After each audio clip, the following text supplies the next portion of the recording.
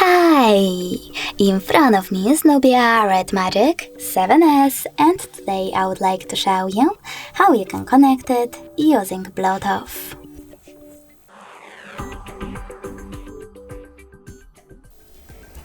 First of all, you need to access devices settings.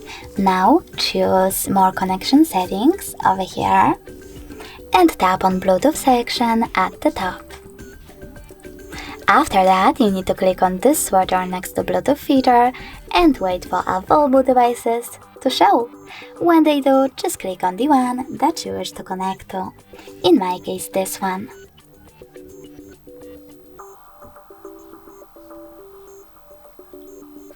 Now, in order to connect, you need to wait for the other device to accept your connection request.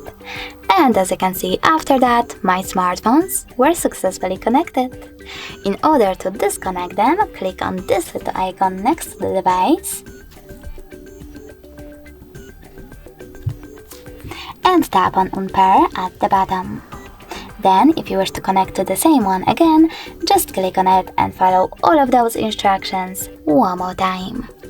Thanks so much for watching. If you enjoyed this video, leave a like, comment, and definitely subscribe. Bye!